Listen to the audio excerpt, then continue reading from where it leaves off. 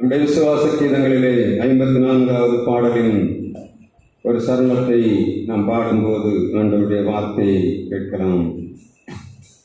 விசுவாச கீதங்களிலே 54 வல்லமை தேவை தேவா, வல்லமை தாரும் தேவா.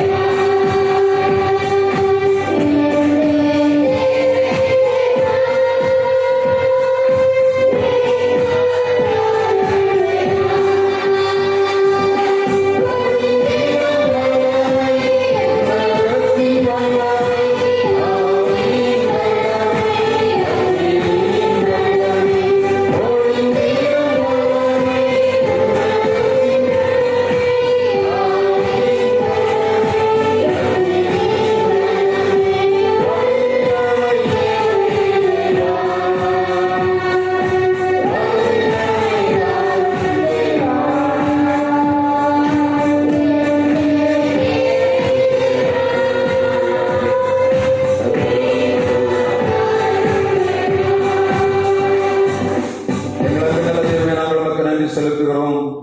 இந்த நாளிலும் உங்களுடைய திருவார்த்தைக்கு நேராக நாங்கள் கடந்து வருகிறோம்.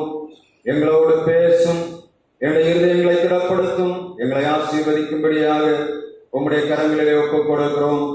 வசனத்தை பொறுக்கி போட எந்த சத்துருவுக்கும் இடங்கொள்ளாதபடி உங்களுடைய ஆளுகை இதன் மேல் வைக்கப்படுவதாக.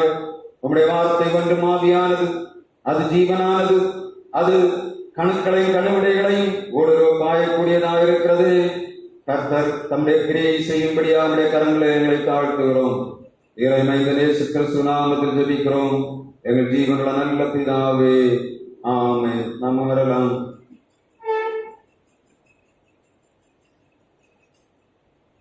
நம்முடைய பிதாவாகிய தேவனாலும் குமாரனாகிய இயேசு கிறிஸ்துவினாலும் பரிசுத்த ஆவியினாலும் உங்களுக்கு கிருபையும் சமாதானமும் உண்டாவதாக. 3ஆம் வாரம், ஒரு மாதத்தின் 3ஆம் வாரம், அது விடுதலையின் வாரம் என்பதை நாம் ஏற்கனவே அறிவித்திருக்கிறோம். கடந்த நாளிலே ஆண்டவருடைய சமூகத்தில், ஆண்டவரே, இந்த விடுதலையின் வாரத்திலே உடைய பிள்ளைகளுக்கு என்ன செய்தி கொடுக்க வேண்டும் என்று கேட்கும் போது ஆண்டவர் கொடுத்த செய்திதான் லூக்கா 6ஆம் அதிகாரத்திலே நாம் இன்றைக்கு வாசித்த செய்தியாக காணப்படுகிறது. அங்கே 6ஆம் அதிகாரம் 6ஆம் வசனத்திலே ஒரு வார்த்தை சொல்லப்படுகிறது. ஒரு வாசிக்கலாம். வேறொரு ஓய்வு நாளிலே அவர் ஜெபாலயத்தில் பிரவேசித்து அங்கே சூம்பர கையுடைய ஒரு மனுஷன் இருந்தான். அங்கே சூம்பர கையுடைய ஒரு மனுஷன் இருந்தான். ஆண்டவராகிய இயேசு கிறிஸ்து ஒவ்வொரு நாளிலும் ஓய்வு நாளிலே ஜெபாலயத்திலே போய் அவர் உபதேசம் பண்ணினார், தீர்க்க தரிசன புஸ்தகங்களை வாசித்தார், காணிக்கை பெட்டியின் அருகே இருந்து காணிக்கை போடுகிறவர்களை பார்த்துக் கொண்டிருந்தார். அதை போல ஆண்டவர் உபதேசமும் பண்ணினார். உபதேசம் பண்ணும் போது அங்கே விடுதலையும் செய்தார். அதைத்தான் திருச்சபையிலே ஆண்டவர் கொடுக்கிற மேய்ப்பனுடைய பணியாக ஒன்று வைக்கப்படுகிறது. ஒரு மாதத்தில் ஒரு நாள் நாம் விடுதலை செய்தியை, ஆண்டவர் கொடுத்த ஆண்டவராகிய இயேசு கிறிஸ்துவுடைய விடுதலை செய்தியை தியானிக்கும் போது நம்முடைய வாழ்விலும் நாம் கிடக்கிற சூழ்நிலையிலே ஒரு விடுதலை நமக்கு வேண்டும் என்பதை ஆண்டவர் நினைவில் கொண்டுதான் செய்திகளை தருகிறார். ஒவ்வொரு நாளும் ஆண்டவருடைய சமூகத்தில் நாம் வருகிறோம், பலவிதமான பிரச்சனைகளோடு வருகிறோம். ஆண்டவர் அவைகளுக்கு தீர்வு தருகிறார். ஆனால்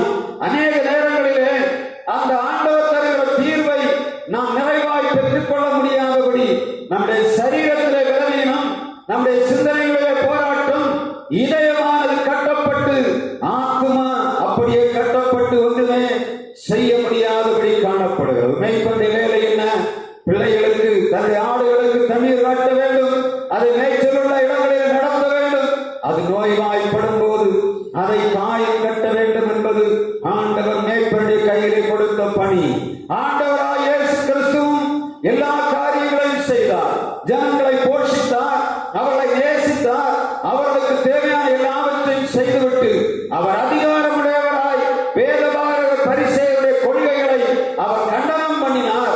ஆனால் ஏழைகள், பாவிகள், அவர்களிடத்திலே தேடி வந்தவர்கள் எல்லாரையும் ஆண்டவர் மனதுருக்கம் உள்ளவராய் அவளை சொஸ்தப்படுத்தினதாக வேதம் சொல்லுகிறது. யார் இவர்கள்?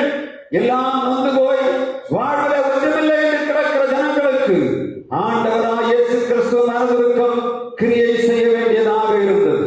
அதே மனதுருக்கம் இந்த நாளிலும் ஆண்டவருடைய மனதுருக்கம் இந்த இடத்துல கிரியை செய்து கொண்டிருக்கிறது. என்று சகோதரனே, சகோதரியே, ஆண்டவருக்கு நான் கேட்பதெல்லாம் உங்களுடைய செய்தியை கொடுக்கும் போது நான் அல்ல, உங்களுடைய மகிமை வெளிப்பட வேண்டும், உங்களுடைய கிரியை வெளிப்பட வேண்டும், உங்களுடைய வல்லமை வெளிப்பட வேண்டும் என்று நான் ஒவ்வொரு நாளும் கேட்பது வழக்கம். ஆண்டவருடைய சமூகத்திலே எதிர்பார்ப்போடு வந்திருக்கிற உங்களை ஆண்டவர் எதிர்பார்ப்புகளை நிறைவேற்றி உங்களை ஆசீர்வதிப்பார் என்பதிலே எந்த விதமான சந்தேகமும் இல்லை.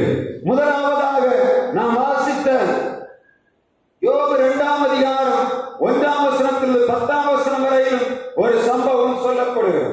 இந்த யோபு என்று சொல்லக்கூடிய மனிதன் தன்னுடைய வாழ்விலே நிறைவடைந்து போய் கிடக்கிறான். எப்படி?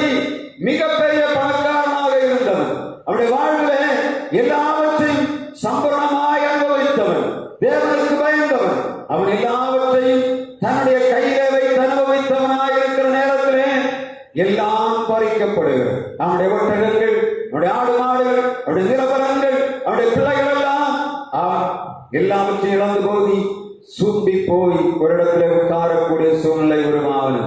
தன்னுடைய வாயினாலே அதிகாரமாக எல்லாவற்றையும் செய்த மனிதன் கைகள் கட்டப்பட்டவனாய் யோபு 2ஆம் அதிகாரம் 8ஆம் வசனம் சொல்லுகிறது. யோபு ஒரு ஓட்டை எடுத்து தன் கையிலே எடுத்துக்கொண்டு அவன் சுரண்டக்கூடியவனாக மாறி போனான். எப்படி இந்த யோபு சூம்பி போனான்? அவனுடைய வாழ்வு செழிப்பாயிருந்த அந்த வாழ்வு சூம்பி போனது. இந்த வேதத்தின் அந்த வார்த்தையை நாம் தியானிக்கும் போது இந்த வார்த்தை தமிழிலே ஆங்கிலத்தில் விதேகம் சொல்லப்படுகிறது. வேதத்திலே சொல்லப்பட்டிருக்கிற வார்த்தை சூம்பி போனது என்று சொன்னால் விதேகம் என்று சொல்லப்படுகிறது. ஆனால் நான் சூம்பி போன வார்த்தைக்கு டிக்ஷனரி எடுத்து பார்க்கும் போது அங்கே ஸ்ரிவல்ட் என்று சொல்லக்கூடிய வார்த்தை சொல்லப்படுகிறது. SHRIVELED ஸ்ரிவல்ட் என்று சொல்லக்கூடிய வார்த்தை சொல்லப்படுகிறது. இதே வார்த்தை இந்த சூம்பி போனதற்கு இன்னொரு வார்த்தை சொல்லப்படுகிறது.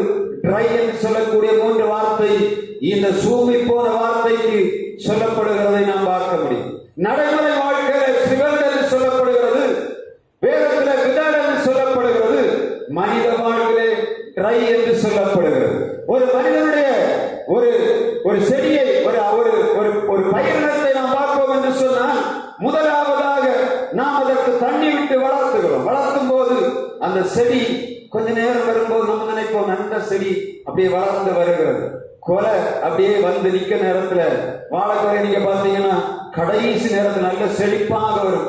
கடைசியில கோலையை குந்தஞ்சாடி கொண்டு வச்சு பார்த்துருக்க என்ன அழகாக காலையில அது கொலை விட்டு அதுக்கு தண்ணி ஊற்றி எல்லாவற்றையும் பார்த்து விட்டு பச்சை பசேர் வந்த வாழை மரம் கடைசியில குந்தஞ்சாடி பிரயோஜனம் இல்லாமல் இருக்கும் என்று சொன்னால் எப்படி இருக்கும்? அநேகருடைய வாழ்வை இதே போலதான் கிடக்கிறது, சூம்பி போய் கிடக்கிறது. நல்ல பலனை அனுபவிக்க வேண்டிய வாழைத்தாரானது சூம்பி போய் ஒட்டி போய் காணப்படுகிறது. காரணம் என்ன? கடைசி நேரத்தில் ஏதோ தகராறு அங்கே நடந்திருக்கிற எங்க அதன் குரலுக்குள்ள போய் ஏதோ ஒரு சின்ன பூச்சி என்ன பண்ணி போட்டது, ஒரு கடி கடிச்சு கொஞ்சம் உறிஞ்சது, ஒரு அட்டையோ ஒரு பூச்சியோ உறிஞ்ச உடனே மேல வரக்கூடிய தண்ணி ஒழுங்கா வர முடியவில்லை, சத்து வர முடியாதபடியினாலே குலை சூம்பி போகிறது. முதலாவதாக இங்கே யோபுடைய வாழ்க்கை இப்படித்தான் இருந்தது. இவனுடைய சூம்பி போக காரணம் என்ன? Because of the temptation of God, because of the temptation of the devil.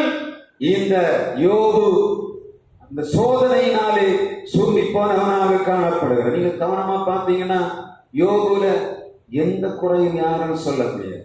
எப்படி அவன் பணக்காரனா இருந்தாலும் துன்மார்க்கன் அல்ல. அவன் மிகுந்த வசதி படைத்தவனாக இருந்தாலும் வசதியின் மேல் தன் கண்ணை வைத்து பெருமை பாராட்டினவன் அல்ல. ஒண்ணு தெரியுதா? எல்லா வசதியும் நிறைந்த இந்த யோபு அதிகாலையில் எழுப்பி எல்லா பிள்ளைகளையும் தட்டி எழுப்பி அவர்களை பாவ நிவாரணம் பண்ணி அவர்களுக்காக பலி செலுத்துகிற மனிதன், பரிசுத்தத்தை கற்றுக் கொடுத்தவன், ஆண்டவருக்கு பயப்பட வேண்டிய எல்லா முறைமைகளையும் தானும் கற்றுக்கொண்டு தன் பிள்ளைகளுக்கும் கற்றுக் கொடுத்த யோபு கடைசி நேரத்திலே சூம்பி போனான். காரணம் என்ன? Because of the temptation of the devil. இந்த சாத்தான் கொடுத்த இந்த சோதனையினாலே யோபு தன்னுடைய வாழ்விலே சூம்பி போய் கிடக்கிறதை வேதம் சொல்லுகிறது. இந்த சூம்பி போய் கிடக்கிற ஜனத்தை விடுதலையாக்கும்படியாக ஆண்டவருடைய கரம் இன்றைக்கு நீட்டப்படுகிறது. அவர் சொல்லுகிறார், இந்த யோபு தன்னுடைய வாழ்விலே தவறு செய்யாத போது அவருடைய வாழ்விலே காணப்படுகிற குறைகளை நிறைவாக்கும்படியாக ஆண்டவர் வருகிறார். வேதம் சொல்லுகிறது, யோபு 42ஆம் அதிகாரம் 8ஆம் வசனத்திலே ஆண்டவர் யோபுவை பற்றி ஒரு சர்டிபிகேட் கொடுக்கிறார். நீங்க ஒண்ணு பார்த்தீங்கன்னா யோபுடைய 42 அதிகாரம் ஆண்டவரும் யோபுவும் போராட்டம், ஆண்டவரும் இந்த மனிதர்களும் போராட்டம், யோபுடைய சகோதரோடு போராட்டம், மனைவியோடு போராட்டம். இவைகள் எல்லாவற்றிலும் ஒரே ஒரு காரியம் தான் செய்தான். என்ன வசனம் சொல்லுகிறது? அவன் தன் வாயினாலே ஆண்டவரை தூஷிக்கவில்லை. ஆண்டவரை தூஷிக்கக்கூடிய எல்லா சாத்தியக்கூறும் யோபுக்கு இருந்த போதும் யோபு தூஷிக்கவில்லை. டெம்ப்டேஷன் என்ன? சாத்தான் சொல்லுகிறான், நீர் அவனுக்கு எல்லாவற்றையும் கொடுத்திருக்கிறேன், கொஞ்சம் அவனை தொட்டு பாரு, அவன் தன்னுடைய முகத்துக்கு முன்பாக உங்களை தூஷிக்கிறானோ பாரு. எல்லாம் இழந்து போன யோபு ஆண்டவரை தூஷிக்கவில்லை. 42ஆம் அதிகாரம் 8ஆம் வசனம் சொல்லுகிற ஆண்டவர் யோபுவை பற்றி ஒரு சர்டிபிகேட் கொடுக்கிறார். என்ன சர்டிபிகேட் தெரியுமா? அவன் சகோதரரை பார்த்து சொல்லுகிறார். எல்லா சகோதரரும் பேசுற வேதத்தில் நீங்க பார்த்தீங்கன்னா எல்லாமே 100க்கு 100 சரி போல காணப்படும். யோபுவுக்கு எதிராக பேசுகிற வார்த்தையும் சரி, ஆண்டவருக்கு விரோதமாக பேசுகிற வார்த்தையானாலும் சரி, எல்லாமே 100% நீங்க படிச்சு பார்த்தீங்கன்னா எல்லாமே ஆண்டவரை உயர்த்துகிறது போல இருக்கும். ஆனா வசனம் சொல்லுகிறது, யோபு ஆண்டவர் சொல்லுகிறார், என் தாசனாகிய யோபு பேசினது போல நீங்கள் நிதானமாக என்னை குறித்து பேச. வாசிங்க 42ஆம் அதிகாரம் யோபு 8ஆம் வசனம். 7 காளைகளையும் 7 ஆட்டுக்கடாக்களையும் என் தாசனாகிய யோபுவினிடத்தில் போய் அவர்களுக்காக சர்வாங்க தகன பலி செலுத்து. என் தாசனாகிய யோபு உங்களுக்காக வேண்டுதல் செய்வான், நான் அவன் முகத்தை பார்த்து தக்கதாக நடத்தாதிருப்பேன். என் தாசனாகிய யோபு பேசினது போல நீங்கள் என்னை குறித்து நிதானமாக பேசவில்லை. எவ்வளவு கவனமாக ஆண்டவர் வார்த்தைகளை பார்க்கிறார் பாருங்க. நிதானம் தப்பக்கூடிய எல்லா சூழ்நிலையும் வருகிறது. சத்துருக்கள் நமக்கு எதிராக எப்பொழுதும் நம்ம டெம்ப்டேஷன் பண்ணிக்கொண்டே இருக்கிறார்கள். எப்படியாயும் இவன் ஆண்டவரை தூஷித்து விட வேண்டும் என்று சொல்லி எல்லா விதமான சோதனைகளும் அவனுக்கு மேலே வைக்கப்படுகிறது. சூழ்நிலை எப்படி இருக்கு? நிதானமற்று பேசக்கூடிய சூழ்நிலைக்குள்ளே ஆண்டவர் சொல்லுகிறார், யோபு என் தாசனாகிய யோபு நிதானமாக பேசுகிறவனாயிருந்தான், என்னை நிதானமாக பேசினான். நீங்கள் பேசினதெல்லாம் சரிதான், ஆனால் என் தாசனாகிய யோபு பேசினதோ நிதானமாக பேசினான். ஆண்டவருடைய வார்த்தை சொல்லுகிற 42ஆம் அதிகாரம் 12ஆம் வசனம், யோபு எல்லாவற்றையும் ரெட்டிப்பாக பெற்றுக்கொண்டான். நிதானமாக ஆண்டவரை குறித்து பேசினவன் சமாதானமாக ஆண்டவருடைய இரட்டிப்பான ஆசீர்வாதத்தை பெற்றுக் கொண்டான். அவனுக்கு தெரிந்ததெல்லாம் இந்த டெம்ப்டேஷன் எல்லாம் இது ஆண்டவர் எனக்கு கொடுக்கவில்லை, அவர் என்னை சோதிக்கிறார் என்பதை அவன் உணர்ந்து கொண்டபடியினாலே அமைதியாக உட்கார்ந்து கொண்டான். சரீரம் முழுவதும் வேதனை, எல்லா நேரத்திலும் கையில ஒரு ஓட்டை எடுத்து சுரண்டி கொண்டிருந்தானா. ஆனால் ஆண்டவருக்கு எதிராக ஒரு வார்த்தை அவன் தூஷணமாக பேசவில்லை. நிதானம் இழந்த நேரத்திலே for our temptation, what is the reaction of our temptation? நமக்கு எதிராக சோதனைகள் வரும்போது நம்முடைய பிரதிபலிப்பு எப்படி இருக்கிறது? ஆண்டவர் சொல்லுகிறார், நிதானம் இழக்கக்கூடிய சூழ்நிலையிலே நிதானமாக பேசும்படியாக ஆண்டவர் விரும்புகிறார். சும்பி போய் கிடந்த யோபு ஆண்டவரை உயர்த்தி பிடித்தபடியினாலே சமாதானமாயிருந்து இரட்டிப்பான ஆசீர்வாதத்தை பெற்றுக் கொண்டார். நாமும் டெம்ப்டேஷனுக்கு நேராக நடத்தப்படுகிறோமா? நம்முடைய வார்த்தை எப்படி வெளிப்படுகிறது? ஒரு மனிதனுடைய வாயில் வருகிற வார்த்தை அவன் உள்ளத்துக்குள்ள என்ன இருக்கிறதோ அதுதான் அப்படியே சொல்லும், வெளியே வரும். இயேசு சொல்லுகிறார், இருதயத்தின் நிறைவினால் வாய் பேசும். அப்ப இருதயத்துக்குள்ள சாத்தான் சஞ்சலத்தை கொண்டு போட்டு விட்டால் வாயின் வார்த்தைகள் தெளிவில்லாமல் வருகிறதை நாம் பார்க்க முடியும். எப்பொழுது இந்த வார்த்தை பிசாசினாலே நமக்கு எதிராக தூண்டப்படுகிற உணர்வு நமக்கு இருக்கும் என்று சொன்னால் நாம் விடுதலை பெற்றவர்களாய் இந்த இடத்தை விட்டு எழுதி போகும்படியாய் ஆண்டவர் இரக்கம் பாராட்டுவாராக. வேலை ஸ்தலங்களை நினைச்சு பாருங்க. நம்முடைய வேலை ஸ்தலங்களிலே எத்தனை சோதனை! நம்ம செய்யக்கூடிய எல்லா வேலைகளையும் நம்மை எள்ளி நகையாடுகிறார்கள். நாம் செய்யக்கூடிய எல்லா நன்மையான காரியங்களையும் தீமையாகவே பிரகடனப்படுத்துகிறார்கள். எந்த மனிதனாக இருந்தாலும் நம்ம ஒரு கை பார்க்கலாம் என்று சொல்லித்தான் என்ன பண்ணுறோம், எழுந்துகிறோம். அப்படிதானே? அதுவல்ல, அங்கே இருக்கக்கூடிய சூழ்நிலை என்ன, நடந்து போகிற பாதை என்ன என்பதை ஆண்டவருடைய சமூகத்தில் ஒப்புக் கொடுத்த ஆண்டவரே இது எதனால வருகிறது என்று சொல்லி நமக்குள்ளே ஆவியானவரை கொண்டு நாம் ஆராய்வோம் என்று சொன்னான், நாம் தப்பிக்கொள்வோம். என்ன தெரியுமா?